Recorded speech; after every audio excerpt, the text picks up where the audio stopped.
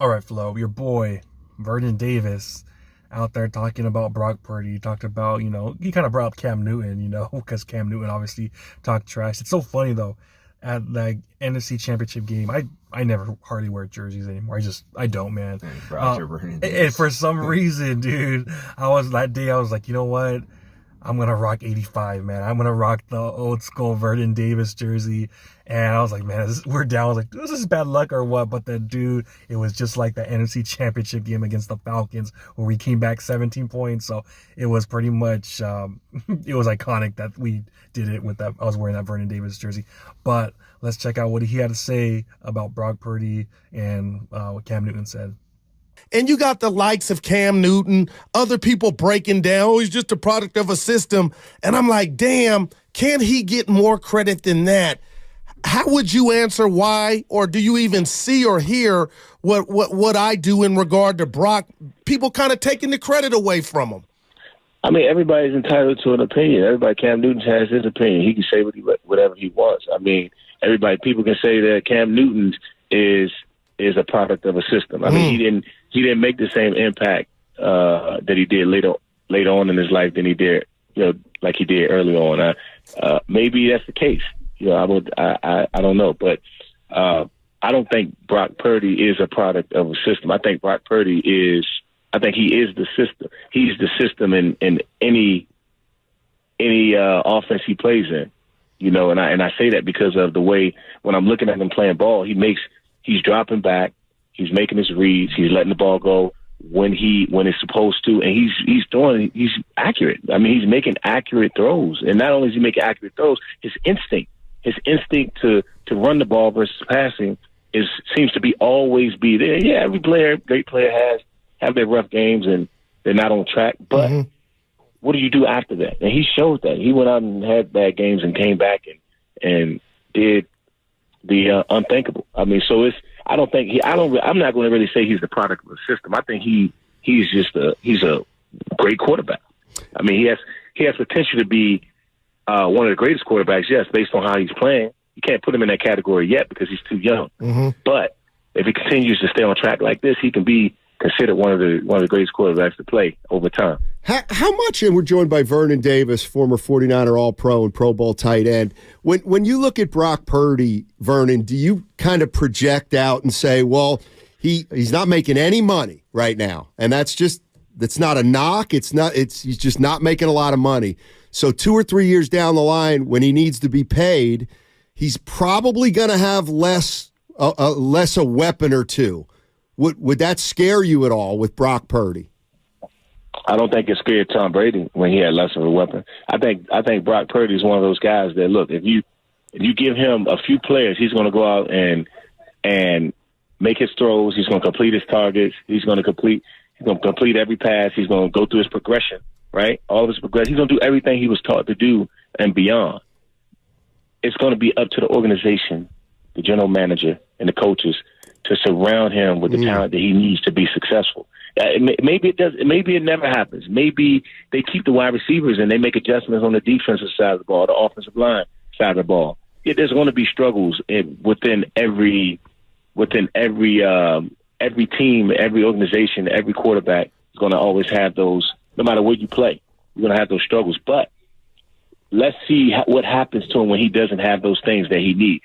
Can he still excel and make everybody around him better? All right, man. So he pretty much saying that he has a chance to be one of the greatest ever.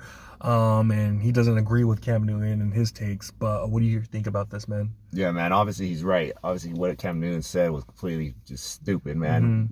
Saying how Brock Purdy is just a game manager. No, he's not a game manager. This guy's a game changer. He is a system. Whatever you want to say, he's him. He is him at the end of the day. And Vernon's right, man. This guy I don't even believe that it's just the people around him. Obviously, he has great receivers, but you also got to think about it this way. He doesn't have the greatest of offensive line. Exactly. So it's like, man, no matter what, you're always going to have a weakness on both sides of the ball, if it's offense or defense. This year just happens to be our offensive line, but we have great receiving core. But he makes do with what he has, similar to Tom Brady. He always had a great line, but sometimes he didn't have the best receivers, but he made do with what he had.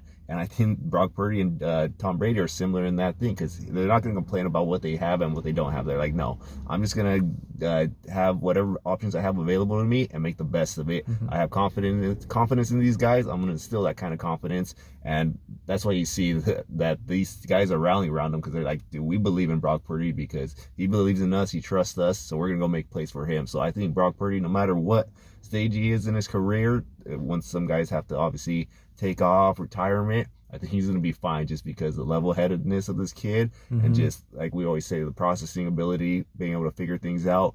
He's that kind of guy, man. He's not going to care what's around him. He's like, no, I'm going to find a way to get this W for my team. And that's what I think. So Vernon's take, I agreed with him. 100%. Well, you were going to say exactly what I was going to say. Obviously, we're not going to have Brandon Ayuk and Deebo Samuel, Kittle forever, maybe another 3 years with these guys. But then when they get older, hopefully our offensive line gets better, because I was looking at a stat too that had us the 24th ranked offensive line, which I was like, dude, they're kind of being generous. But I was looking at the other teams with the worst offensive lines, and all those teams, those quarterbacks, like, dude, their offense sucked, man. Their offense was pathetic. Their quarterbacks had horrible ratings and everything. The only one that had the good rating was Brock Purdy. I was like, dude, how the hell is he doing this? But he's so smart, getting the ball off so quick.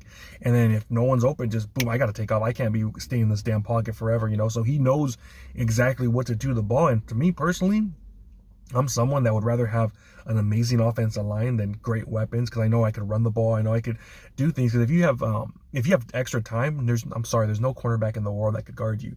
Like, you could guard someone for like 5 seconds most, but a receiver is going to get open, man. If you can't get open within 5 seconds, a receiver, dude, you shouldn't be in the NFL. Because as great as all these other cornerbacks are, I'm sorry, man. If you have that line, you're going to get toasted. Look at, remember how we had Joe Burrow. Burrow, exactly. And remember how we had those freaking cornerbacks with the Niners? They looked like the best in the world.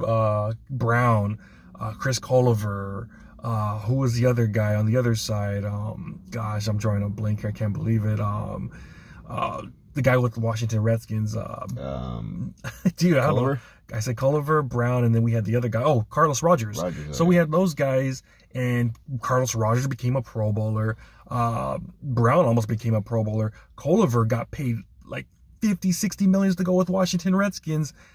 And when they left, they all sucked. All three of them were horrible. Why was that? Because we had the pass rush. So at the end of the day, man, I think Brock Purdy, I think it's only going to get better. It's only his second year playing with the crappy offensive line. Obviously, he has weapons, but I think once he has the offensive line going and he's going to be more experienced, more seasoned, I think Vernon's right, man. He's got a chance to be one of the greats with this trajectory. I think he's just going to get better and better. And I don't want to jinx or anything, because I remember, do you remember Ron Jaworski, how said Kaepernick was going to be the greatest quarterback of all time? Absolutely horrible. After that, they fired his ass on ESPN because he just sucked. But, dude, Brock Purdy, man, it looks like he has it, because he could stay in the pocket. He has that Tom Brady, I'm going to stay my ass in the pocket, wait till someone's open, and just let that thing rip. And that's what's so impressive with Brock Purdy, man. He looks, and he's not staring down receiver. We have all our quarterbacks back in the day staring down damn receivers. Like, what are you doing? Look around. This guy's doing it, man. He's finding the open receiver, the third, fourth read. And I'm like, dude, this is so impressive. And I love it, man. Yeah, man. And think about it. Once that offensive line does get better, and he's going to have even more time to process, because right now he has to pretty much process things within like seconds, because the defense is coming after him. Once he has a little bit more time, because obviously this line, besides Trent Williams, is also young too. So they're going to get better too. Hopefully we also draft guys. Yeah, like so top brand talent. Yeah. Just kind of feel these younger guys mixed with some new draft picks. Man, if he has time, could you imagine what this guy could do? Just sitting back there and be able to just survey the field all day long. He's going to kill people. Like you said, in the NFL, no matter how good you are at the cornerback position, if there's time, it is hard to freaking hold on to a receiver, because it's almost impossible nowadays.